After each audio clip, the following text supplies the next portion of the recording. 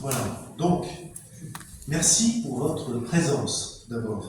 Voilà, cette soirée a été organisée et pensée par un petit groupe de chrétiens qui s'appelle Croire en liberté, d'hommes et de femmes en recherche, et qui se questionnent librement sur leur foi, sur l'Église. On se réunit 2 fois par mois et sommes adhérents du réseau des parvis, pour ceux qui ne connaissent pas. Et des flyers seront à votre disposition pour simplement dire en 2 mots qui nous sommes. Voilà, c'était juste pour préciser. Voilà. Nous remercions aussi le diocèse qui nous a mis à disposition cette salle. Et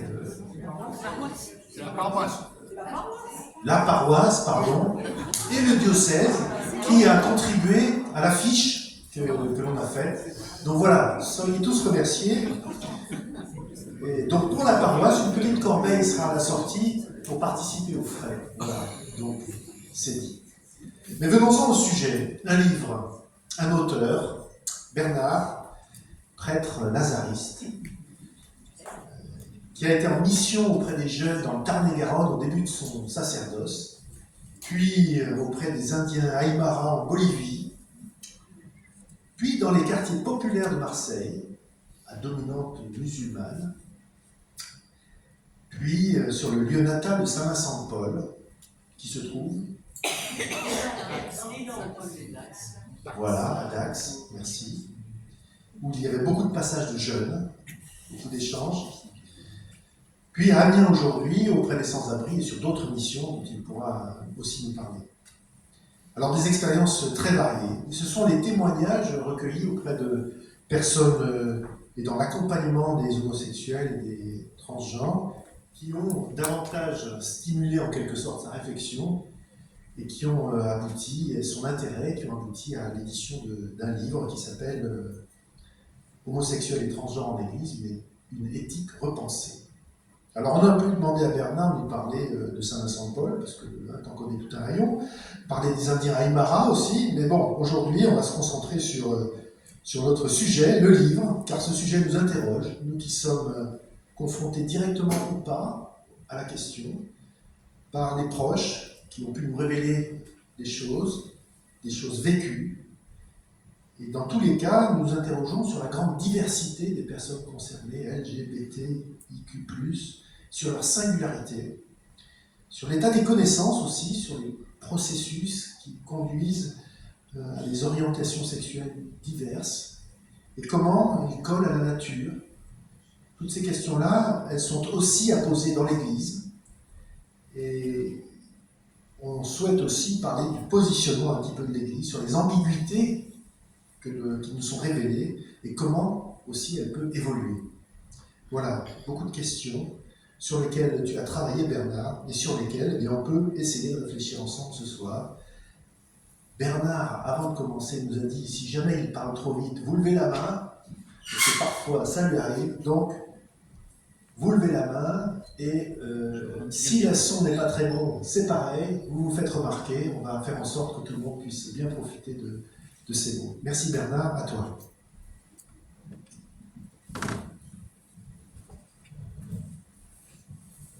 Merci d'être venu pour nous mettre à l'écoute des sœurs et frères chrétiens concernés par l'homosexualité ou le transgenre. D'abord, mon travail n'est pas un travail militant. Je suis lazariste. Comme Saint-Vincent-de-Paul, nous sommes appelés à être sur les frontières. Au XVIIe, Saint-Vincent s'est placé avec les enfants abandonnés, les déplacés à cause des conflits, les galériens, les prisonniers, les personnes âgées. En fait, être dans la dynamique de l'Église en sortie, à laquelle le pape François nous dit d'être présent. Et dans mon ministère, j'ai eu la chance d'être auprès d'Indiens en Bolivie, auprès de migrants avec la pastorale diocésaine des migrants Maryland, auprès de sans-abri à Marseille, où j'ai créé le collectif pour la mort des errants, puis sur les périphéries de la culture, en créant un festival de films sud-américains et une web radio diocésaine dans les Landes. C'est dans ce souci de prendre soin que sollicité pour accompagner des chrétiens homosexuels et transgenres, tout simplement parce que j'ai voulu, dans le quartier nord où il n'y avait plus personne, faire davantage de renouveau liturgique. J'ai invité des chorales. Et à la fin d'une célébration, il y a deux messieurs qui sont venus me voir et m'ont dit, écoute, est-ce que vous accepteriez d'accompagner notre association? On a beaucoup aimé votre commentaire de texte biblique. J'ai dit, c'est quoi? Ils m'ont expliqué. Je suis allé faire une retraite avec l'association et j'ai accompagné Devenir en Christ pendant 10 ans. J'ai été l'accompagnateur du groupe PACA, Provence-Alpes-Côte d'Azur. Et selon le ministère, comme je voulais être au service des personnes avec tout ce que disait l'Église, je lisais ce qui était en pour et en contre. Comme je me débrouille un petit peu dans plusieurs langues européennes, je lisais ce qui sortait en anglais, italien, espagnol et français. Et toutes les contradictions qu'il y avait. Et c'est au bout de, donc c'est il y a maintenant 4 ans, j'en ai marre. Je me dis, je vais arrêter parce que je ne supporte plus le discours de l'Église avec ses frères et sœurs que j'accompagne et qui souffrent. Je vais arrêter 3 ans de prêtre. Mes frères m'ont dit, Bernard, même les ministères les plus originaux, on les reconnaît. Trouve une autre façon de répondre. Je suis allé voir des amis, homo, hétéros, que j'avais très fort, leur dire que je voulais arrêter. On dit, Bernard, on te connaît depuis le début. Tu veux changer les choses. Trouve une façon intelligente de transformer ta colère. Et donc je me suis dit, je vais écrire un livre. Donc j'ai écrit à plusieurs universités, et comme les jésuites ont accepté de m'accompagner, j'ai écrit donc au Centre Sèvres. Il me répond, envoyez-moi votre objectif, une phrase, et votre argument, une page. Je le fais en un quart d'heure. 2 jours après, il me répond, mon père, vous êtes conscient que votre thème est hystérique sur le net? Je lui dis, père, est-ce que je peux voir avant la fin juin? Et on a pu se rencontrer, on a passé 1h30 à parler. Il m'a dit, je vais vous accompagner pour l'écriture du livre. Il était surpris, il me dit, vous avez vu ça? Je lui ai dit, oui, ça, oui, moi j'ai déjà lu ça. Il était surpris. Et j'ai mis pour l'écrire 6 mois seulement, parce que j'avais tout déjà en tête. D'abord, 2 convictions fondent ma recherche. La première, le livre de la sagesse. Tu aimes en effet tout ce qui existe. Tu n'as de répulsion envers aucune de tes œuvres. Si tu avais eu quoi que ce soit, tu ne m'aurais pas créé. Et deuxième conviction, dans Timothée, la première à Timothée, tout ce que Dieu a créé est bon. Rien n'est à rejeter si l'on le prend dans l'action de grâce. Car alors, cela est sanctifié par la parole de Dieu et la prière.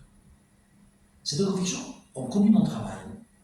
Un travail qui n'est pas avant tout une recherche théorique, mais une réflexion ancrée dans le réel des personnes. Homosexuels, étrangers, le réel de leurs parents, des communautés chrétiennes qui le reçoivent ou n'arrivent pas. La première partie de mon travail, c'est ce qu'elle traite. Elle traite comment les personnes vivent le discours d'église, comment leurs parents vivent le discours et le lien avec leurs enfants, et comment les paroisses, elles refusent ou elles acceptent. Ensuite, j'ai voulu voir les initiatives que l'Église a déjà avec les personnes. Et j'ai décrit les 4 associations qui en France travaillent avec. Je le développerai un petit peu de tel cours. Puis ensuite, je me suis dit, la Bible qui est notre source, qu'est-ce qu'elle dit effectivement? Est-ce que les textes qu'elle utilise, qu'on utilise souvent nous-mêmes, est-ce que c'est des vraies références? Puis après, je dis, comment l'Église elle a structuré sa pensée pour l'éthique sexuelle dans l'histoire, les premiers siècles jusqu'à nos jours. Et à la fin, je fais quelques propositions, bougeant un peu les lignes pour avancer. D'abord, pèlerin à l'écoute, les personnes. 2 exemples de jeunes comme un le discours. Le premier, dans une récollection que je faisais au Châtelard avec les jésuites, il y avait un soir de réconciliation. On avait prière, et puis on avait le temps de réconciliation où les gens venaient se confesser. Arrive un jeune en larmes. Mais je lui demandais pardon. Il dit non, je vais vous bénir maintenant parce que vous êtes en souffrance. Non, je fais plein de péchés. Vous en faites certainement, mais le Seigneur, votre peine, il l'a aussi. Je vais vous bénir et je vous confesserai avant la fin de la retraite. Il reste encore 3 jours. Non, confessez-moi. Je dis, je vous bénis maintenant. Et je le bénis. Et je dis, par contre, je vous demande, après la célébration, venez me voir. J'ai attendu une demi-heure qu'il arrive. Il continue à pleurer. Et je dis, qu'est-ce qui vous fait souffrir comme ça? Il dit, je crois que je suis homosexuel.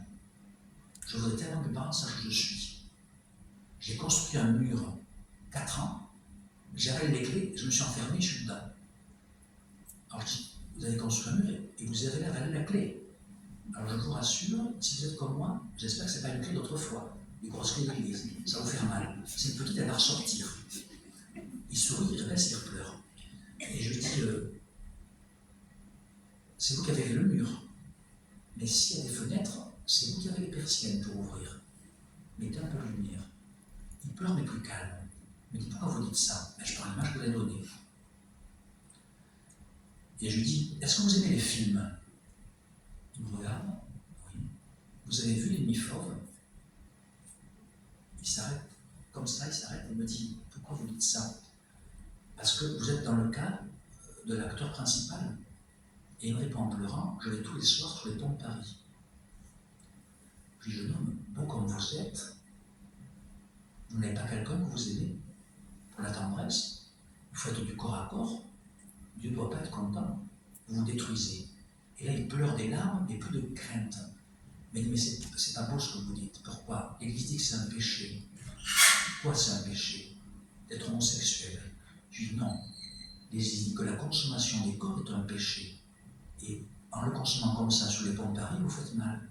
Vous auriez quelqu'un que vous aimiez, je pense que vous respecteriez votre être. Il a pleuré, il a pleuré, il a pleuré, il est parti. Et il est venu se confesser le dernier soir, mais pas de ça, d'autre chose. Et là, je lui dis, vous savez, heureusement que vos parents sachent pas ce que vous faites, ils seraient très malheureux. Bon, vraiment, les transports sur les ponts de Paris, oui, c'est terrible, vous voyez. Bon. Deuxième cas, je fais une autre retraite dans le même centre. Et il y avait une soirée où chacun faisait une demande de prière pour demander ce qu'il voulait à Dieu. Il fallait qu'on aide la personne à la formuler correctement. Un de mes retraitants fait sa prière, Seigneur, donne-moi l'homme que j'attends. Alors, je lui dis, regardez la prière, vous croyez qu'elle est bien faite, c'est ce que j'attends.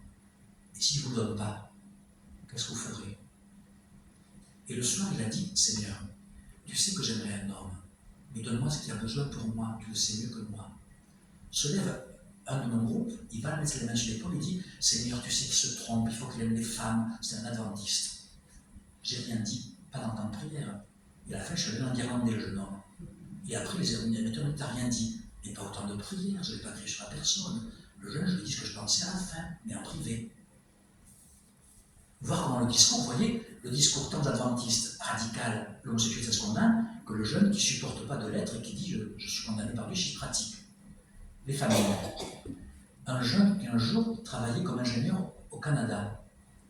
Il me dit mon père, je voudrais vous voir parce que devenir en Christ m'a mis sur le site de l'association comme répondant. Je vais revenir en France, je voulais parler avec vous, mais je ne sais pas si vous allez m'écouter, je suis traditionnaliste. Je dis écoutez, vous voulez parler de votre orientation sexuelle, on parlera de ça. Et il me dit en pleurs, quand je rentre maintenant à la maison, mes parents ne me reçoivent plus, je vais à l'hôtel, je vais à la messe avec eux, ils me disent même pas la paix du Christ, on est à côté, on ne se parle plus. Je dis, c'est quoi une famille traditionnelle qui ne sert plus jamais à son fils, hein, quand même. Ou une autre famille, par contre, leur jeune à 15 ans leur dit, écoute, je voudrais voir un psychologue. Là, on paye le psychologue, elle me dit, je pense qu'il va être homosexuel. En fait, son fils a commencé la transition. C'est maintenant une charmante jeune fille à qui j'ai dédicacé un des 2 dédicaces de mon livre. Troisième, l'Église. Un jour, un prêtre m'appelle de la banlieue de Marseille, me dit Bernard, est-ce que tu pourrais venir faire une soirée sur la sexualité, les sexualités, comme tu travailles dans ce secteur-là? Pourquoi? Il dit parce que j'ai une question, viens avec le conseil paroissial. On réfléchit, les conseillers paroissiaux ne sont pas prêts à faire ça. En fait, le prêtre, il avait un jeune qui était parti de la paroisse 4 ans et qui était revenu en femme. Et il voulait revenir. Et comme le conseil a fait, ce qu'a fait le prêtre, il a dit regarde aux jeunes. On a parlé au conseil paroissial, ils disent qu'ils ne sont pas prêts encore à faire ça, que ça leur fait trop de peine. Alors je te conseille, va voir telle paroisse et telle paroisse. Si ça ne marche pas, reviens. La première paroisse que tu as eue a été reçue, la continué sa vie religieuse. Un prêtre qui a été astucieux et vrai témoin de la miséricorde de Dieu. Un autre qui l'a été moins. Un jeune me racontait, dans une retraite que je faisais avec devenir un Christ, il va à Lourdes et il n'avait pas dit à son curé qu'il était homosexuel, il n'arrivait pas à le dire. Et avant la procession sacrement, il dit Père, je veux dire une chose importante. Quoi? Depuis 3-4 ans, j'ai des suicides pornographiques. Qu'est-ce que tu me racontes? Et puis il a pleuré, il dit en plus masculin. Le prêtre le prend les mains, il prend en larmes, il dit mais qu'est-ce que tu me racontes là? Il dit, je pense que je suis homosexuel. Mais non, ça va passer, t'inquiète pas. Non, il dit, je regarde les signes féminins, ça fait rien. Alors le prêtre s'assoit à côté de lui, il dit, et qu'est-ce que tu comptes faire? Cherche un copain. Fais pas ça. Les amours homosexuels, c'est infécond, tu finiras en enfer. Le jeune, pendant 1 semaine, a pu jeter à la rivière. Par pitié, t'es pas psychologue, au moins sois humain. Quelqu'un te dit en pleurant qu'il est, tu lui dis, je vais t'envoyer un psychologue, même si c'est faux. Et tu le rassures en disant que tu arrives à te soigner. Mais même si c'est faux, c'est pas grave. Mais tu dis pas à quelqu'un, tu vas venir en enfer. Il est déjà, il pleure. Seconde partie livre, les paroles en chemin.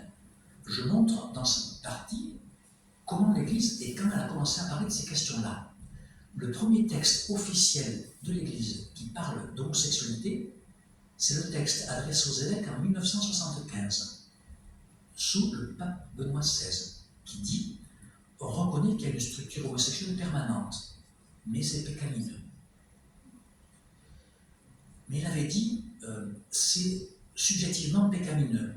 Et comme les théologiens disciplinaires, logiquement, ça peut se défendre, ils font un second texte en 86 où ils disent la structure est permanente, mais il n'y a aucune légitimité à reconnaître l'acte homosexuel. Donc ils disent c'est pécamineux. En expliquant parce que ce qui est l'ordre normal, c'est l'homme-femme pour faire la procréation. Comme 2 hommes ou 2 femmes ne peuvent pas procréer, c'est pécamineux. Ensuite, il y a le texte du catéchisme, en 92, qui parle de l'homosexualité pour la première fois dans un texte public de catéchisme. Avant, on n'en parlait pas dans le catéchisme. On avait parlé dans le droit canon, des choses, mais jamais dans le catéchisme. Et aussi, on en parle dans le catéchisme, dans la partie théologie morale. Le catéchisme, il y a le dogme, la prière, la morale, et puis la vie liturgique, les sacrements. Et dans la partie morale, il y a 2 sections. Il y a la section la vocation de l'homme et la section les 10 commandements. Où on parle d'homosexualité? Dans les 10 commandements, et auquel je vous donne un mille. Tu ne commettras pas d'adultère. Ça n'a rien à voir. C'est là qu'on en parle, comme une déviation des pratiques sexuelles. Est-ce que c'est juste de parler de l'homosexualité à cet endroit-là? C'est là qu'on en parle. Et où on dit, on rappelle, c'est une structure permanente, et ça on n'a rien à dire, il faut accueillir avec respect les personnes, mais leur dire que la seule solution, c'est de respecter la souffrance de Jésus en portant leur croix et vivant la continence. Puis arrive en France le débat sur le mariage pour tous. Et il y aura 2 textes de la commission des familles de l'épiscopat, très beau. Un premier, au début du débat, qui dit on reconnaît qu'il y a des valeurs très belles qui sont vécues dans les liens de gens de même sexe. Et on demande à la société de ne pas mélanger, pas faire mariage, s'ils peuvent faire autrement, inventer. Et puis quand a été votée la loi, ils ont rappelé que les personnes qui vivent de même sexe et vivent ensemble vivent des grandes valeurs humaines et qu'on doit les respecter et qu'on fera en sorte de continuer à les recevoir. Ces 2 textes sont merveilleux, c'est les textes les plus hauts. Ce ne sont pas des textes épiscopaux, des textes de la commission famille de l'épiscopat, mais ils sont très très beaux. Puis ensuite, il y avait le Synode des familles, en 2014-2015, où le pape va faire témoigner une famille australienne qui va raconter comment ils ont fait une retraite ignatienne pour savoir si leur fils homosexuel pouvait le recevoir aux fêtes religieuses avec son compagnon. Et ils disent, après discernement, on l'a fait. Ça a mis en colère des cardinaux qui ont dit c'est horreur. Et le texte du Synode des familles avait, à la fin, fait 2 articles très beaux sur la capacité, la beauté de relations de gens de même sexe, même si ce n'est pas des relations naturelles, c'est des relations qui font construire les personnes. Et ces textes ne sont pas passés à 40 voix sur les 350. Il manquait 40 pour qu'ils passent. Non. Mais le texte final n'a pas retenu ça. Puis ensuite vient le synode sur les jeunes. Et là, le synode sur les jeunes, ce qu'il note, en 2018, il faudra penser une anthropologie renouvelée pour intégrer les divers chemins. Donc on voit l'Église, elle chemine, elle avance. Puis en 2019, vous avez la Congrégation nationale catholique qui fait un texte sur le genre, en disant attention, le genre c'est une idéologie, il faut faire attention, mais il faudrait que d'abord on se forme et on écoute beaucoup les sciences humaines et les sciences médicales pour être plus exact.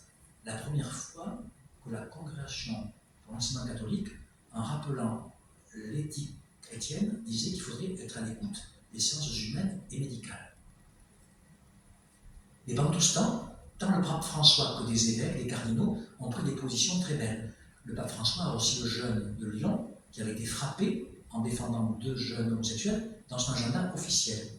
Il avait reçu un jeune transgenre dont l'évêque ne voulait plus qu'il soit pratiquant, avec son compagnon, lui était devenu femme, avec son compagnon, il les a reçus en audience officielle. Le pape montrait cet accueil des personnes en disant, une fois qu'elles sont qui elles sont, on doit accueillir les personnes telles qu'elles sont.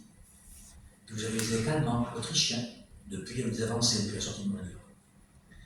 Des associations qui existent. Vous avez la première la plus connue, David Jonathan, qui est née dans les années 70, donc très militante, qui veut défendre les droits des homosexuels dans la société. Donc c'est une association militante avant tout.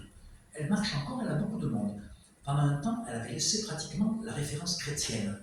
Il y a eu pendant 6 ans un président orthodoxe qui a remis un peu les pendules à l'heure en recréant un patrimoine un peu de textes et puis une dynamique davantage à l'écoute de leur origine chrétienne. Et aujourd'hui, elle est entre les deux. Puis ils sont nés au 19e siècle, en 1980, dans le cadre du renouveau charismatique, devenir un en Christ, par un monsieur qui, à la mort de son fils, a retrouvé ses attractions homosexuelles. L'a dit à sa femme, il a dit, est-ce qu'on prie en groupe de prière pour ça? Ils ont commencé à prier, il y avait plein de gens en groupe de prière qui étaient concernés. Et donc ils ont lancé devenir un Christ.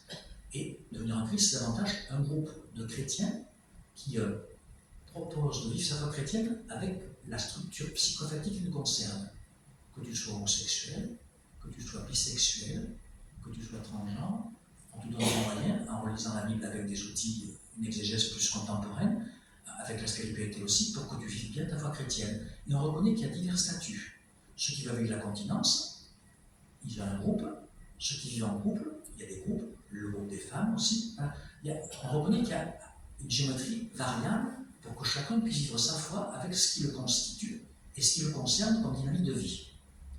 Puis vous avez ensuite la communion Béthanie, un groupe qui est né, qui se veut plus être un groupe de spiritualité avec consécration de certains qui font le vœu d'ordre d'eux-mêmes et qui se réunissent régulièrement, ont des temps de formation, et ils sont, je pense, 200 en France. Ils sont très appuyés par beaucoup de couvents qui les reçoivent, ou cisterciens, ou les diaconesses de Reuilly, voilà. Et puis le dernier groupe, qui est né en 2015, Courage, que je cite aussi un groupe dans le livre, puisqu'il existe, Courage, qui est né aux États-Unis, qui est un groupe qui accompagne les personnes homosexuelles en leur proposant l'intégralité du catéchisme. Donc, tous doivent vivre la continence, même si ce n'est pas forcément très heureux la façon de faire. Mais bon, ça existe, c'est sur la place publique.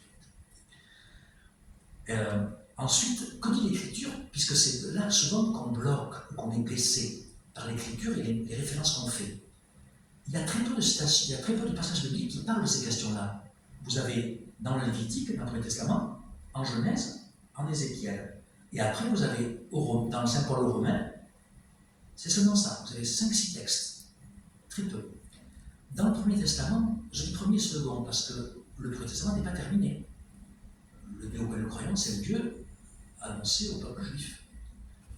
Dans le livre de Lévitique, avec la fameuse citation qu'avait prise Madame Boutin, c'est une abomination, l'homme qui coucherait avec un homme comme avec une femme. Qu'est-ce que ça visait à dire dans le Lévitique? Ça visait à dire que si tu couches avec un homme comme avec une femme, tu ne respectes pas l'ordre voulu qui permet que l'union de l'homme et de la femme permette la reproduction. Donc, c'est abomination. Donc, tu n'entres plus au temple. Ça visait à interdire d'entrer au temple ceux qui faisaient le sexe avec le même et plus différent, parce qu'ils ne respectaient plus la capacité de procréer du peuple. Et c'est ce que ça vise. Ça ne vise pas à dire qu'au sens moral, une abomination. Ça vise. Les deux seconds textes dans la Genèse, c'est Sodome et Gomorrhe et David et Jonathan. Sodome et Gomorrhe. Vous le savez comme moi, Abraham reçoit les 3 anges à Mambré. Et pourquoi 2 des 3 anges seulement et pas le 3e, on ne sait pas, 2 vont à Sodome. Et lorsqu'ils arrivent à Sodome, il devait être très beau. Tous les gens du village ont voulu les prendre. Et Lot les protège et il leur dit, vous n'aurez pas les anges. Et c'est à partir de ce texte-là que les chrétiens, à partir du 6e siècle et au 12e siècle, ont fait le péché de sodomie. Mais ce qui va se passer, c'est que Lot va leur refuser les anges, il va donner sa fille. Ils vont la violer. Dans le texte, vous irez voir, c'est écrit comme ça, ils vont la violer toute la nuit, elle va mourir. Donc c'est en fait des homosexuels qui ont violé les filles jusqu'à ce qu'elles meurent. C'était des gens qui abusaient, qui ne respectaient pas le principe d'hospitalité. Et même quand Jésus parle de Sodome et Gomorrhe, c'est comme ça qu'il en parle. Jésus n'en parle pas en termes d'homosexualité, il en parle. Et c'est à partir du 2e siècle que dans les lettres, les textes non reconnus par le judaïsme, mais qui servent un petit peu avec eux, qui commencent à parler de ça, de Sodome et Gomorrhe. Et nous, les chrétiens, à partir du 6e, qu'on utilise Sodome et Gomorrhe pour condamner la pratique homosexuelle. Donc au départ, le texte n'est pas fait pour ça. C'est pour ça que quand on parle de ça, ça n'a rien à voir avec l'homosexualité. Ensuite, David et Jonathan. On me dit, oh, mais David et Jonathan, c'est un métier, c'est pas possible, c'est inventé. Alors, il y a quand même des spécialistes exégétiques qui disent, le texte, quand il parle de l'amitié de David et Jonathan, utilise les mêmes textes qu'on verra beaucoup plus tard dans le livre du Cantique des Cantiques, le langage amoureux. Donc, il n'y a aucun doute que c'est un langage amoureux. Mais on sait qu'à l'époque, les rois, rien ne devait leur résister. Et tant chez les Perses que chez les Chaldéens, le roi était amoureux des hommes et des femmes. Donc on a fait de David un amoureux des hommes et des femmes. Mais quand meurt Jonathan, David dit, je te perds, je regrette cette amitié que nous avions, plus que l'amour d'un homme pour une femme. Eh bien, Saint Jérôme, quand il va traduire la Bible, pour éviter qu'on comprenne que c'est une histoire d'amour entre hommes, il va dire, je te quitte comme un amour à une femme, comme une mère aime son fils, pour qu'on n'ait pas de confusion. Et dans la traduction de Saint Jérôme, vous voyez, rajouter la glose comme un homme, comme un fils aime sa mère. Ça veut dire qu'on avait peur que ce soit lu comme ça. Ça veut dire que déjà, ça commençait à être lu comme ça, comme une amitié particulière entre deux grands personnages. Ensuite, l'autre texte dans la Bible qui parle de ces questions, c'est le livre d'Ézéchiel. Le livre d'Ézéchiel qui dit, il parle des eunuques. En fait, il ne parle pas des transgenres, il parle de ceux qui ne pouvaient plus avoir de descendance. Et il dit, des enfants qui étaient à honte parce qu'ils n'avaient pas de descendance, s'ils respectent mes sabbats, auront une pierre gravée dans le temple en leur nom pour dire l'honneur que je leur dois. Ça veut dire que déjà Ézéchiel reconnaissait que les personnes eunuques pouvaient être l'honneur du peuple de Dieu. Alors quand on les traite mal, on n'est même pas fidèle au Premier Testament. Donc on a des programmes encore à faire.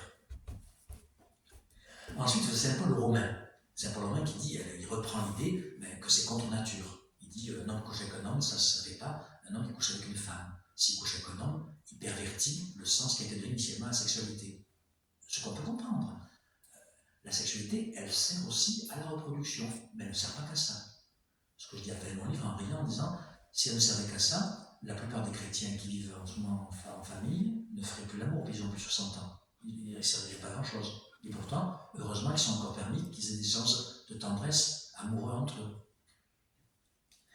Donc, vraiment, quand Paul Romain dit ça, il ne fait que dire ça. Il ne fait que dire, c'est parce que ça ne respecte pas l'orientation première de la sexualité, qui sert à reproduire l'espèce. Une fois qu'on a dit ça, on n'a pas dit un jugement moral. On a dit un constat humain, un constat biologique. En oubliant que le sexe n'est pas que biologique. Il y a très peu du sexe qu'on fait qui est biologique. Le sexe, c'est avant tout une relation humaine ou un échange. D'ailleurs, une relation de couple, c'est très peu de sexe pour beaucoup de tendresse. Et là, je vois les personnes disant ça. Ensuite, passons à comment l'Église a monté son discours. Elle a commencé à se fixer sur les philosophies qui l'entouraient, qui reprenaient cette idée naturelle. Et donc elle a dit, n'est juste que l'amour qui permet la reproduction, en évitant la passion, parce que la passion fait sortir du contrôle de la raison. Donc tout amour passionnel, attention, il va vous faire égarer de ce que Dieu veut pour vous, que vous ayez des enfants et qu'ils se reproduisent et que vous reproduisiez pour que la génération continue. C'est au XIIe siècle qu'on va sortir un peu ce... Alors au XIIe, il y a le pape Grégoire le Grand qui ramène jusqu'à dire, si vous avez pris trop de plaisir en faisant l'acte de reproduction, attention, privez-vous pendant 2 à 3 fois de la messe. On a changé un petit peu, heureusement quand même. Et en même temps, au XIIe siècle, les cisterciens vont se mettre à dire, toutes les amitiés sont reconnaissables, sont dignes. Même les amitiés entre hommes, toutes les amitiés sont reconnaissables si elles respectent le fait d'être respectueuses de leur rôle, de ne pas confondre les plans. Mais les cisterciens vont inviter à reconnaître dans toutes les amitiés une part légitime. On ne dit pas que les amitiés sont défendues entre hommes ou entre femmes, alors qu'on le disait jusqu'à cette époque-là. Et lorsque le Concile Vatican II va arriver, donc on continue avec cette pensée philosophique, c'est plus le personnalisme qui a dominé. Et où on va dire, dans la relation du couple, il n'y a pas que la reproduction, il y a aussi la tendresse échangée. Et nos 2 derniers papes, avant celui-là, Jean-Paul II et Benoît XVI, ont beaucoup insisté sur la dimension personnelle de l'amour. L'amour ne sert pas seulement à la reproduction, mais il sert par l'échange de la tendresse à faire grandir la relation humaine des personnes. Mais il réserve cette tendresse aux personnes de sexes différents, puisqu'ils peuvent continuer la génération de l'espèce. Et les psychologues contemporains vont, après Freud, essayer de réfléchir un petit peu, et on sent que c'est encore en recherche, mais il y a des évolutions. Et Freud lui-même disait, souvent on prend Freud en exemple pour dire, il dit bien que c'est l'homme et la femme, lui aussi, l'amour accompli. Mais il disait, l'homme et la femme, c'est des polymorphes, c'est des sexuels polymorphes. Ils sont capables d'aimer l'homme et la femme et l'homme. Donc c'est pas très catholique, mais on le prend comme référence, c'est curieux. Et il disait à une maman qui lui disait, est-ce que mon fils pourrait le guérir? Il dirait, je ne pourrais pas le guérir. Je pourrais l'apprendre à vivre avec ce qui le constitue. Mais ce qui est intéressant, c'est qu'au XIIe siècle, Thomas d'Aquin, dont on fait le grand défenseur de la loi naturelle, disait déjà l'amour entre personnes de même sexe, c'est contre nature, mais il n'est pas contre l'inclination naturelle de beaucoup de personnes pour que la complexion de leur corps les oriente vers le même. Thomas d'Aquin disait ça comme ça dans un sens théologique. Si l'amour est contre nature, je le reconnais. Je reconnais que certains ont une orientation qui les conduit vers le même, c'est leur complexion qui les fait comme ça. Vous reconnaissez qu'il y a une structure permanente chez les gens qui est tournée vers le même sexe. Et donc il disait, c'est leur complexion, donc c'est pas pécamineux. Thomas d'Aquin le disait. Donc même les thomistes qui sont très thomistes, s'ils sont fidèles, ils ne peuvent pas dire n'importe quoi. Et je terminerai ma présentation avec les 3 pistes que je dégage. Je dis, il faudrait qu'on passe d'une anthropologie ternaire, corps, âme, esprit, tu reçois toi la naissance, à une anthropologie quaternaire, biologique, hormonale, relationnelle, spirituelle. Et toutes les dimensions, la dimension biologique, on se rend compte qu'elle est plus complexe qu'on le pensait. Il y a des gens qui naissent, ils n'ont pas le phénotype XY ou YY. Ils sont XXY ou YYX. Qu'est-ce qu'ils font avec ça? Il y en a qui naissent, ils ont le sexe masculin et les hormones féminines, ou le contraire. Donc, biologique, ça veut dire que ça bouge. Hormonal, ça bouge, biologique, spirituel, culturel. C'est des choses qui bougent avec votre histoire. Donc, si vous connaissez cette anthropologie quaternaire, la personne est en évolution. Donc, vous accueillez les personnes avec ce qu'elles constituent comme elles sont, pour qu'elles soient membres de l'Église à part entière. Ensuite, une exégésie qui soit plus respectueuse. Quand saint Paul dit c'est contre nature, dans la même lettre aux Romains, il y est un peu plus loin. Quand Dieu fait l'Église, il prend le peuple élu, l'olivier franc, qui greffe sur l'olivier sauvage, les païens. Dieu fait contre nature pour faire l'Église. Si Dieu fait contre nature, c'est pas contre lui. Donc, quand on dit contre nature, on dit c'est pas la nature normative. Mais on ne dit pas que c'est pécamineux. C'est Paul qui le dit, j'y peux rien. Ensuite, quand on dit Dieu a créé l'homme pour la femme et la femme pour l'homme, dans le premier texte de la Genèse, et il dit multipliez-vous. Dans le second texte, il fait l'homme tout seul. Il lui donne tout, il voit que l'homme est triste. Alors il l'endort, il lui tire son partenaire. Je dis bien son partenaire, ou ça, je ne sais pas. C'est l'homme qui va dire oh, c'est Ève, c'est Isha, celle qui l'a tiré de ma côte. C'est pas Dieu qui dit ça. Dieu l'a créé pour qu'il le vis-à-vis. Et c'est lui qui va dire c'est ma femme. Donc Dieu a créé le vis-à-vis pour que l'homme soit pas seul. Donc si le bon Dieu il est capable de faire ça, s'il a créé les gens aujourd'hui qui aiment le similaire, il est capable de réinventer le partenaire pour qu'il vive fidèlement la relation avec celui qu'ils aiment, ou celle qu'elle aime. Vous voyez, entendons, non pas en lutte contre la Bible, mais avec la Bible, en inventant une exégèse qui va être dynamique pour faire vivre tout le monde. Et alors, en communauté croyante, on pourra faire comme on fait les épiscopaliens, les anglicans nord-américains, qui pendant 3 ans ont réfléchi à ce que ça veut dire bénédiction. Ils ont dit qu'est-ce que c'est la bénédiction? C'est souhaiter du bien de la part de Dieu à quelqu'un, pour qu'il puisse développer toutes ses capacités. Alors ils disent, ce qu'on fera, on aura une bénédiction particulière pour toutes les personnes de même sexe qui vivent ensemble, pour que, recevant le bien de Dieu, ils puissent à la communauté, le bien qu'ils ont reçu, le faire rayonner. Et je dis, parce que chez nous aussi, on allait dans cette direction comme catholiques, déjà nos frères belges l'ont fait, les frères allemands sont en train d'avancer pour le faire, on se laisse vraiment plus respectueux de tous les croyants qui existent. Et maintenant, le débat est ouvert, la parole est à vous.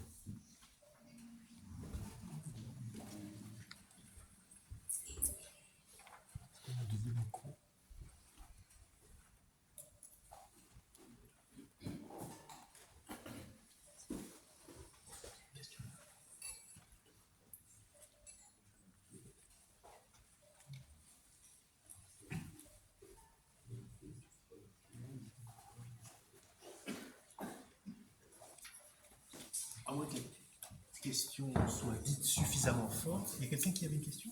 Allez.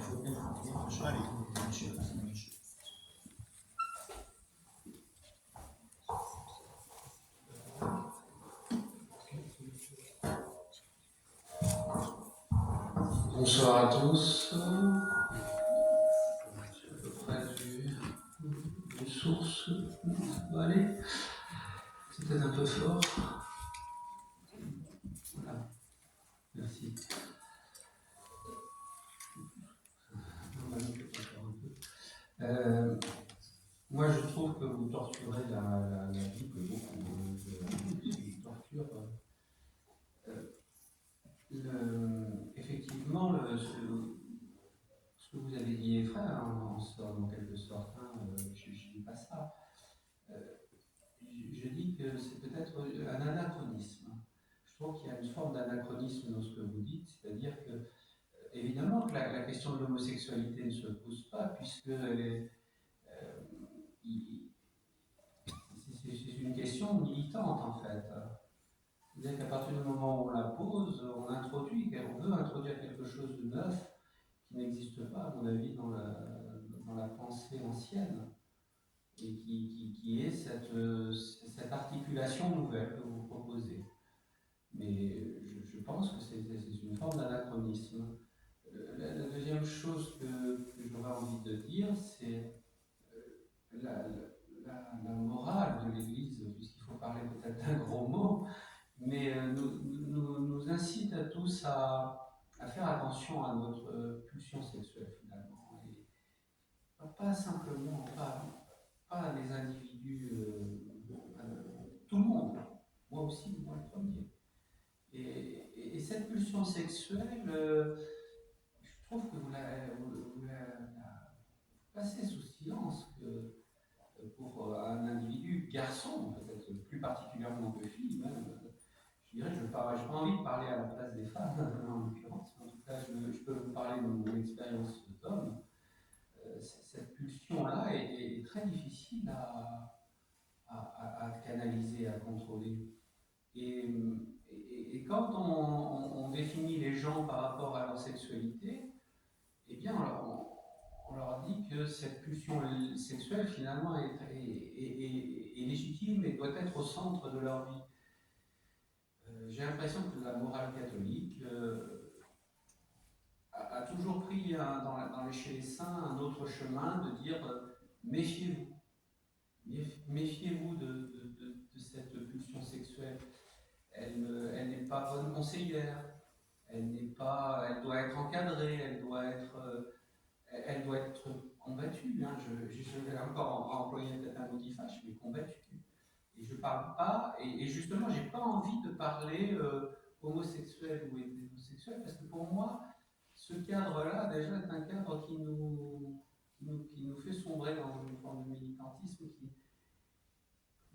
qui veut être peut-être accueillant pour les gens, mais qui ne l'est pas du tout en fait, et qui définit, je le répète encore, les gens par rapport à leur sexualité, ce qui pour moi est une forme d'insulte.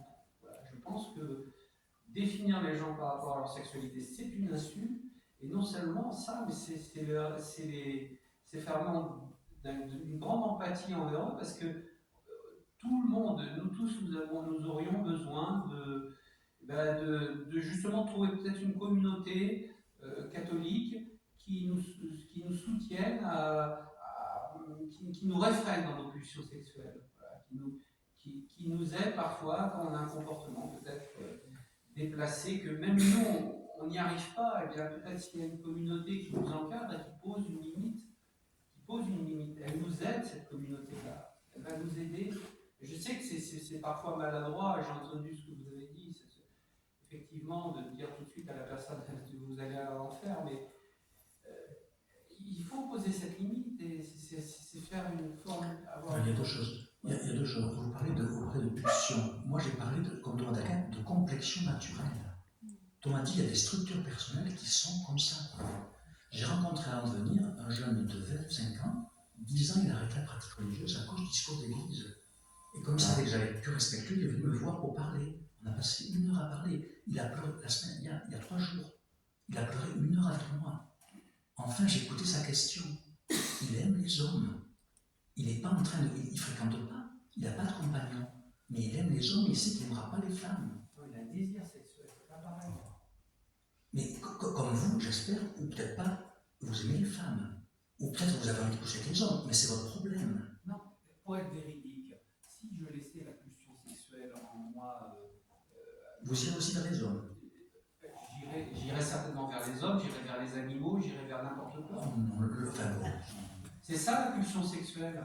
Mais je vous dis, ça n'a pas de limite. Vous n'avez pas écouté ce que je vous ai dit. Je vous ai dit que Thomas d'Aquin disait qu'il y a des complexions naturelles qui portent vers le sexe. Des complexions naturelles. Thomas d'Aquin disait au XIIe siècle. Non, c'est Thomas d'Aquin, la somme théologique. La somme théologique, c'est pas n'importe quoi. Je n'ai pas dit que vous êtes. J'ai dit que votre façon de voir s'oppose aussi à une sorte de. Vous ne pouvez pas dire que il n'y a pas une morale catholique au niveau de la sexualité tout ce que je dis, c'est plutôt cette défense de cette morale sexuelle qui est défendue par l'Église catholique et qui a une assise, elle aussi, de dire imaginez-vous de la pulsion sexuelle. C'est autre chose, mais j'entends ce que vous dites, mais ça ne touche pas dans ce cas-là les hétérosexuels ou les homosexuels. Ça touche la pratique, comment on pratique sa pulsion. Pas la pulsion hétéro-homo, comment on pratique sa pulsion. Il y a des hétérosexuels qui vivent leur pulsion de façon très malhonnête et très mauvaise. Il y a des gens qui violent leurs femmes dans le mariage régulièrement. Et donc ça veut dire que ce n'est pas un problème d'hétérosexualité ou d'homosexualité, voilà. C'est un problème de gestion de sa pulsion. Ce n'est pas un problème d'homosexualité ou d'hétérosexualité, c'est un problème de gestion de sa pulsion. Que vous soyez homosexuel ou hétérosexuel, apprenez à gérer votre pulsion. Mais ne mettez pas sur les personnes, par exemple, à votre orientation, le problème de la pulsion, vous ne gérez pas. Quand j'ai commencé mon ministère, il y avait un monsieur qui voulait à tout prix que je fasse la morale aux jeunes du lycée où j'étais aumônier. Et un jour, je vais faire des courses, j'achète des œufs et du lait. Et je le vois au rayon BD, je m'approche, il était BD porno. Il me dit, oh, excusez-moi, c'est pas trop vite, viens souvent, je vais là. Et bien à partir de ce moment-là, au conseil d'administration, il m'a préparé faire la morale à personne. Il avait des questions de morale personnelle. Il me dit, pas enseigner la morale aux enfants, travaille ta morale à toi. Je me dis, c'est la question des pulsions, hétéro-homo, on a géré ça. Et j'ai des amis qui sont commencé les conseils familiaux qui me disent, il y a des gens qui sont des bons couples reconnus, ils vivent des violences en famille terribles, hétérosexuelles, alors qu'il y a des personnes homosexuelles qui vivent aucune violence entre eux. C'est pour ça que je dis, le ramener sur la question de la sexualité, de la complexion de la personne, ce que vous dites comme gestion des pulsions, c'est pas juste. La gestion des pulsions, tous ont à l'assumer de façon saine. Et hétéro comme homo, le vivre ou bien pas bien, chacun son problème. Ça, c'est des choses secrètes qu'on n'a pas à discuter là, c'est pas notre problème. La gestion des pulsions, c'est pas notre problème. C'est de dire, est-ce que les complexions des personnes sont respectées?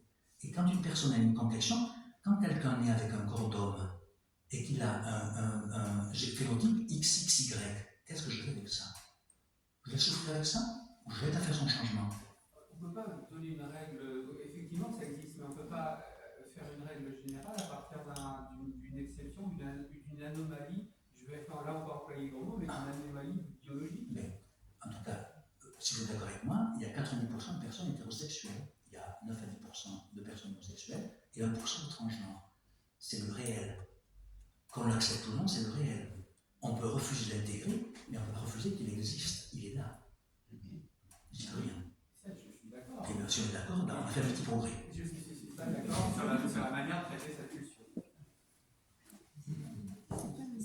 J'entends que vous voyez, vous, les risques d'une pulsion qui ne soit pas gérée correctement. Comme je le faisais, parce qu'il ne s'autorisait pas la tendresse, il allait sous les ponts faire la sexualité. Il aurait eu la tendresse, et depuis qu'il a son compagnon, il va plus sous les ponts par an. Il est depuis 10 ans fidélité avec son compagnon. C'est pas une situation idéale non plus. C'est une amélioration, c'est une amélioration. Heureusement, ce n'est pas la vôtre agréable pour vous. Et heureusement, continuez à ce que vous êtes, être agréable avec vous-même. mais laisser les autres être agréables avec ce qu'ils sont eux-mêmes. Autrement, vous n'êtes pas juste. Je crois que vous les avez conseillés, mais vous auriez dit... Très mal, certainement très mal, oui, mais Non, je vais repartir au ciel. Non, vous voyez, vous me caricaturez. Pardon. Vous me caricaturez, j'ai pas du tout dit ça. J'ai dit vous l'avez conseillé, mais j'ai dit vous auriez dû continuer sur ce chemin-là. Je trouve que vous auriez dû continuer à aller plus loin avec lui. Pourquoi pas aller plus loin? Pourquoi s'arrêter simplement? Lui dire maintenant avoir les femmes. Lui dire en avoir les femmes. Non, peut-être il y a peut-être d'autres choses, d'amitié, de. Est-ce qu'on pourrait juste bon, on voit qu'il y a un dialogue. C'est un dialogue, mais il faut demain que ça ouvre d'autres questions. J'ai Merci. presque envie de dire échanger vos mails. Mais bon, voilà, ici on pouvait essayer de décaler un tout petit peu les questions, peut-être, pour être un peu plus large dans les questionnements. Pardon, hein, Non. Merci. Oui, très bien. Oui. S'il y a des questions.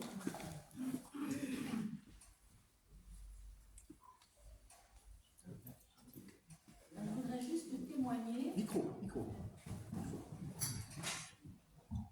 Je voudrais juste témoigner d'un ami de très longue date, puisque ça fait pas loin de 50 ans que je le connais. En fait, il a mis plus de 15 ans à révéler au groupe de chrétiens, nous partagions, nous prions ensemble, enfin voilà. Il a mis plus de 15 ans à pouvoir révéler qui il était. Parce que l'amitié qui nous unissait, tout ce petit groupe, était tellement précieux pour lui qu'il avait peur de nous perdre et que se dire, c'était un arrêt de mort, risquait d'être un arrêt de mort pour lui. Voilà. En fait, il s'est trouvé qu'il était dans la région, à Paris, et il passait finalement beaucoup de soirées dans le bois de Vincennes. Et un jour, en fait, il a pris une balle une balle lui a frôlé le dos, donc il s'est vu mourir. Et ça a été un déclencheur, cet événement a été un déclenchement important pour lui. Il s'est dit, finalement, j'ai soif d'autre chose dans mon existence. Et c'est à partir de ce moment-là qu'il a pu risquer de tout perdre pour nous avouer, parce que c'était vraiment ça. Finalement, il a eu la surprise de voir qu'il était accueilli parce qu'on avait partagé tellement de choses. Nous, c'était pas la personne dans son acte sexuel, si je peux m'exprimer, c'était l'homme qui souffrait et qui avait partagé avec nous déjà une telle amitié que on pouvait pas. C'était un frère quelque part. Voilà. On pouvait pas abandonner ce frère.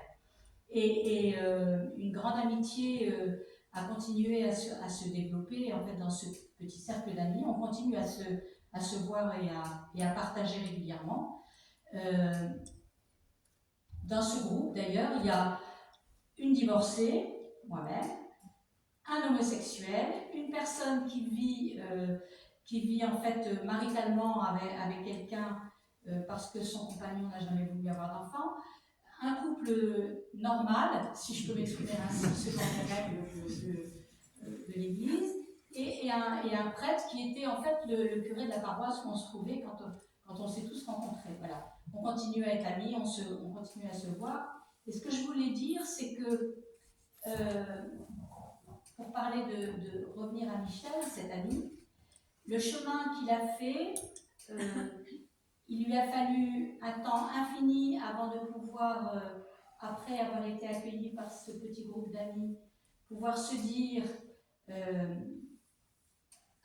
ailleurs, voilà, en particulier dans sa propre famille. Ça a été une révélation parce que finalement ses parents qui étaient âgés ont été capables de l'accueillir, alors qu'une de ses sœurs n'a toujours pas réussi à l'accueillir. Voilà.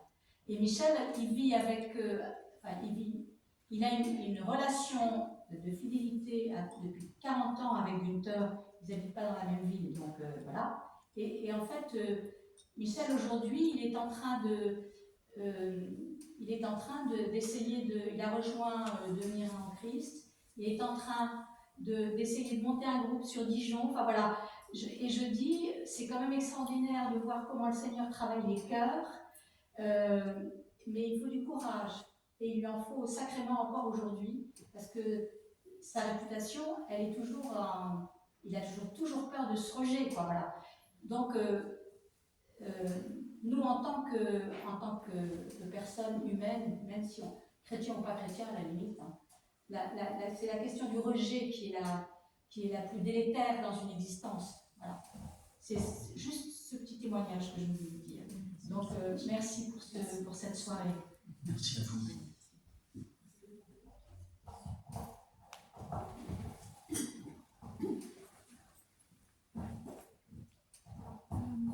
Bonsoir, je voudrais amener à la réflexion peut-être cette question de la marge, dans le sens où ce que vous avez dit au niveau des pourcentages, si l'Église arrivait à faire place, accueil à ces 10%, plus 1%,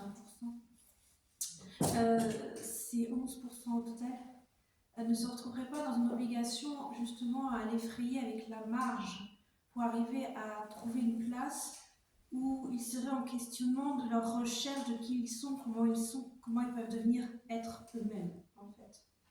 Et parce que la marge, le fait que c'est une marge, en fait, vient déjà symboliser le heurt, la douleur, la souffrance. Et donc, aller dans les zones de marge, c'est déjà se mettre en danger, alors qu'ils ont déjà suffisamment de souffrance à essayer de trouver qui ils sont et comment ils peuvent se construire.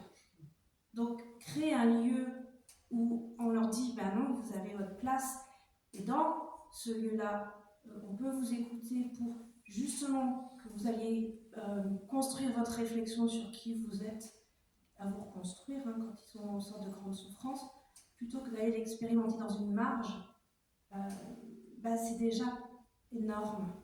Parce que beaucoup de questions, d'autres problématiques de la société, souvent, puisque la société rejette, n'ont pas d'autre lieu que de se résoudre dans une marge, et c'est pas forcément... C'est le lieu de souffrance et de violence, la marge.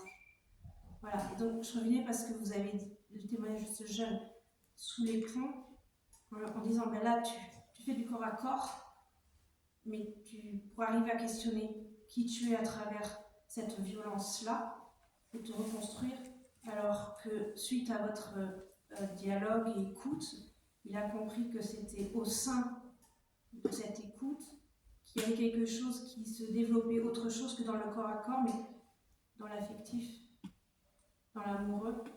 Et c'est de là qu'à partir du moment où il s'autorisait à être, à trouver, qu'il est sorti de la marge et qu'il peut vivre véritablement dans sa découverte de ce qu'il est. Donc, même si c'est que pour 11%, oui, mais c'est pour ça que l'objectif, je pense, c'est que les personnes soient intégrées dans les paroisses. C'est ce l'objectif. Les gens qui viennent à devenir en Christ, l'objectif il est unique, il est réussi lorsqu'ils ont réussi à rejoindre une équipe paroissiale ou des personnes d'une équipe paroissiale, ou le groupe liturgique, l'animation des chants, mais qu'ils ont leur place dans la communauté. Ils sont comme ça, mais ils ont leur place. Parce que, on veut dire un peu ce que disait monsieur, c'est dans la marge, dans cet espace de violence qu'inévitablement, ce qui va véritablement s'exprimer, c'est la pulsion. Voilà, et toutes les pulsions. Et la problématique dans la marge, comment on arrive à frustrer, réorienter la pulsion. Alors que dans un lieu d'accueil, d'écoute, là, justement, quand il est question de pulsion, elle est enfin entendue. Et il peut prendre de la distance et y réfléchir. Je dis ça parce que c'est mon métier, mais bon, voilà. Oui, je dis, les tentations des personnes qui sont touchées de sexualités différentes, c'est l'acédie et la pornéia. La perte du goût de vivre, avec plus sens sur les autres, ou je consomme le sexe pour prouver que je ne suis pas dans l'erreur. Et les deux cas, c'est deux péchés capitaux qu'il faut travailler. C'est des forces de l'âme, ta puissance sexuelle et ton goût de vivre, c'est deux puissances qu'il faut organiser pour vivre bien avec ce que tu es. Et c'est vraiment ça. Je pense que c'est dans les deux travaux qu'il y a à les aider à faire pour pas qu'ils tombent dans ces travers-là. Que si on les laisse sur les côtés, ils les pratiqueront et ils se détruiront davantage. Oui, la pulsion aboutit à un mauvais but. C'est le péché, hein, c'est pas la On rate au but. Voilà. C'est pour ça que je parlais bien de la complexion de la personne et pas de la pulsion. Parce que la pulsion, c'est l'expression brutale de notre force. Et si elle n'est pas domptée, elle va nous tuer. Si elle est domptée, on la vit en en tendresse et on change son objectif. Mais Elle il devient constructive. faut un lieu d'écouter Oui, la d'accord. Merci beaucoup. Oui, tout à fait, d'accord.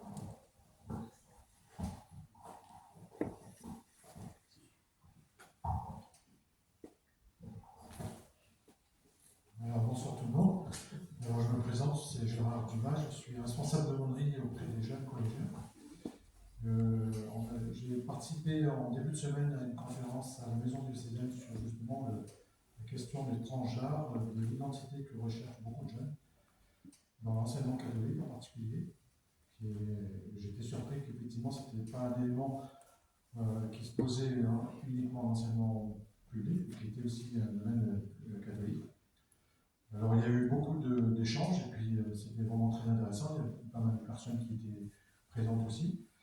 Alors moi ce qui m'intéresse c'est, je suis confronté en tant que responsable de l'aumônerie et accompagnant des collégiens, accompagnant aussi au catéchumène et en vue du baptême des jeunes majeurs, qu'effectivement on peut percevoir auprès des jeunes de plus en plus. J'ai des enfants qui sont grands ados et adultes, donc cette question du lien sexualité-esprit, et effectivement, il n'a pas du tout la même approche que quand j'avais 10 ans, 15 ans ou 20 ans.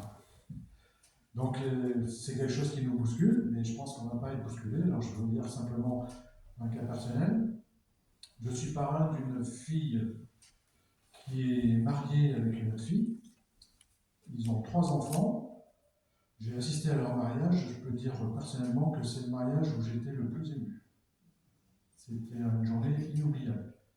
Et je peux vous assurer que c'est un couple de femmes avec 3 enfants dont l'amour est roi. Et je n'ai pas d'autre mot plus faible à dire. Donc pour moi, ça a été vraiment des révélations comme quoi le Dieu d'amour, le Dieu de miséricorde, le Dieu qui a créé l'homme à son image, il est partout. Il n'est pas simplement sur les couples, entre guillemets, ordinaires. Et alors justement, moi ce que je voulais savoir, c'est qu'effectivement, on a besoin de témoigner auprès des jeunes un message d'évangile et un message d'église aujourd'hui. Quelles sont un petit peu les évolutions qu'on peut percevoir en disant aussi que malgré tout, il y a quand même une évolution qui semble rassurante dans l'église de France par rapport à... J'ai assisté à Kérigma à Lourdes il n'y a pas très longtemps, et effectivement, dans beaucoup de carrefours qui étaient des remontées de beaucoup de diocèses, il y avait une nouvelle approche vis-à-vis de ces questions-là auprès des jeunes, et puis auprès des jeunes qui sont pleins de vie, pleins de recherche d'amour. Et je rencontre des jeunes où je sens très bien qu'il se passe des choses dans leur tête. Et moi, franchement, j'ai qu'une envie, c'est de leur dire que je les aime tels qu'ils sont, que je les écoute profondément, avec beaucoup de respect, et que autant j'ai besoin d'eux, comme eux, ils ont besoin de moi.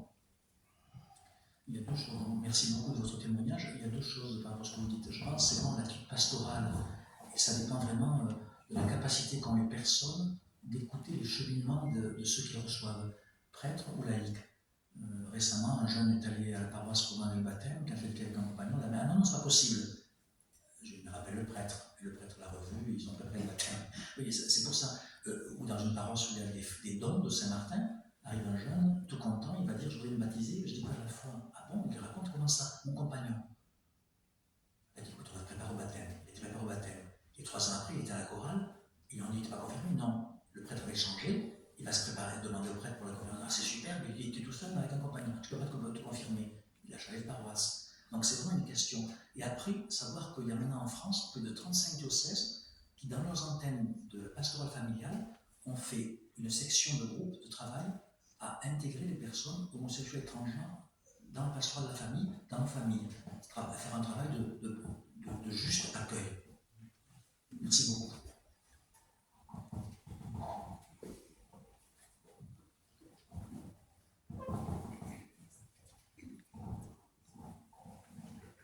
Je trouve que c'est pas mal de dire tout le monde parle, donc moi je subside. Écrivez. Porte-note. Je ne vais pas prendre parti, mais juste 2 ou 3 réflexions. La première, c'est que la sexualité, c'est très compliqué. Et pourquoi c'est très compliqué? Parce que c'est pas seulement une affaire pulsionnelle, on n'est justement pas des animaux, animés par leur seule pulsion, mais la sexualité, c'est extrêmement psychologique. quand on dit psychologique, ça veut dire que ça trouve son origine dans notre enfance, notamment dans la relation qu'on a eue avec notre mère et notre père. Et ça se joue donc plutôt dans un domaine de l'inconscient. Donc de ce point de vue-là, l'orientation sexuelle, si parce qu'on est par exemple homosexuel ou hétérosexuel, c'est un détail. Et c'est juste une caractéristique parmi d'autres. Et donc de ce point de vue-là, je pense que la difficulté à vivre sa sexualité, pour chacun d'entre nous, elle va plutôt se travailler dans le cabinet du psychanalyste qu'en église. Je pense que le mieux, au fond, serait que les églises ne s'en occupent pas du tout. Deuxième remarque, on entend souvent dire que l'homosexualité c'est contre nature, par exemple, hein, qu'il faudrait donc la guérir. Quelque chose comme ça serait une maladie.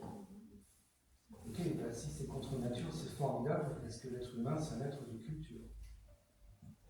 Et c'est aussi un être appelé à vivre en Dieu et comme Dieu, qui a une qualité divine.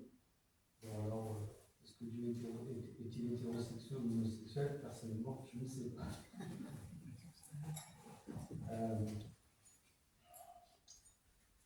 Enfin, une autre réflexion m'est venue, je songeais. Alors, vous avez cité au passage un épisode de la Bible à Sodome, hein, avec Lot. Alors, je ne me souviens plus de l'autre référence, mais il y a un autre passage dans la Bible où c'est un Lévite qui arrive dans un village. Et les gens veulent le prendre, même expression, hein, veulent le prendre. Et puis, quelqu'un va le protéger, ici dans le village. Et pour le protéger, et bien, en fait, il donne sa femme et ses filles, qui vont être violées par tout le village. Ce n'est pas un seul épisode, il y en a au moins deux, et peut-être d'autres. Dans le livre des juges. Dans le livre des juges. Livre des juges, absolument. Et donc, j'ai songé aux évangiles, donc Jésus, plein de gens viennent à lui, hein. Voilà, des boiteux, des aveugles, des paralytiques, des lépreux, des femmes adultères aussi, par exemple, etc. Donc Jésus les accueille tous, et puis les guérit. Alors, il fait une opération de guérison de l'âme, vraiment très profonde. Est-ce qu'il y a un seul homosexuel qui vient voir Jésus dans l'évangile en disant « Je suis malade, guéris-moi » ? Ben non, il n'y en a aucun. C'est pas une maladie. Merci. C'était une boutade, hein, regardez. Merci pour la boutade.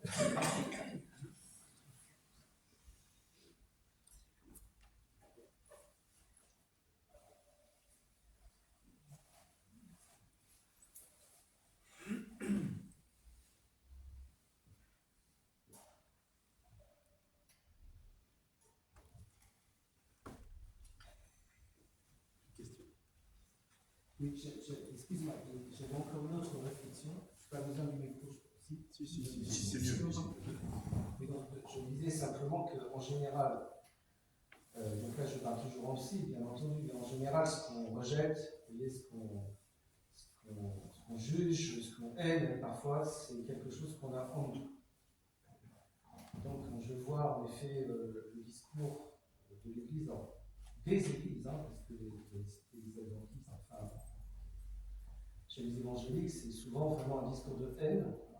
Et donc, je suis orthodoxe et il faut entendre aussi ce qu'on dit en Russie à propos de l'homosexualité. C'est absolument abominable.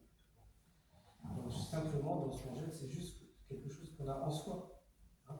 Et donc, moi, je dis simplement, si l'Église tient ce discours, les églises tiennent ce discours depuis 2000 ans, et c'est qu'elles sont travaillées de l'intérieur par la question de l'homosexualité. Combien de prêtres, combien de religieux, de religieuses, combien d'évêques, combien de cardinaux, combien de papes même ont été et sont encore aujourd'hui homosexuels.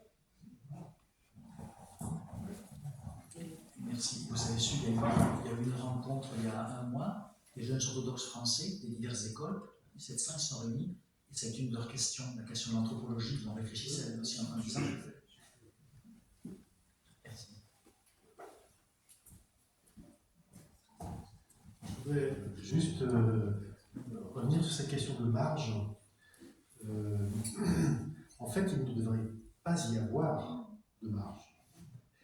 Mais il se trouve que beaucoup de gens et des homosexuels que nous on a pu rencontrer, que j'ai pu rencontrer, retrouvent quand même dans ces cercles, pas forcément du négatif qui les emmène vers le bas, mais du positif qui les relève. Au réseau des parvis, par exemple, il y a David et Jonathan qui est adhérente, une association adhérente, qui est d'ailleurs la plus grosse association adhérente en termes de nombre d'adhérents, puisqu'ils sont très nombreux.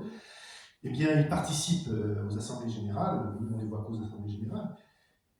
Ce sont des gens qui ont une vie orientée église, pour certains, pas tous, hein, mais ils retrouvent entre eux, on va dire, un élan dont ils ont besoin, peut-être aussi parce qu'ils se sentent, peut-être parce qu'ils sont à la marge et que cet élan-là ne devrait pas exister, puisqu'ils devraient être noyés dans la société tout à fait naturellement, mais ils ont besoin quand même de ce lieu pour se retrouver. Et c'est vrai que quand Georges-Emmanuel, tu dis que l'Église ne doit pas se mêler effectivement d'une approche. De ce qui se passe dans la chambre.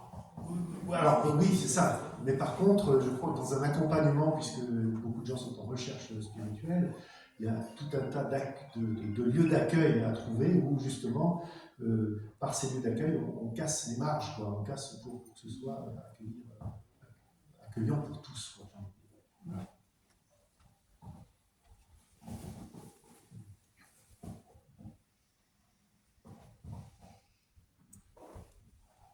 Bon. Si les questions sont épuisées, j'ai envie de remercier Bernard pour ce qu'il nous a proposé. Voilà.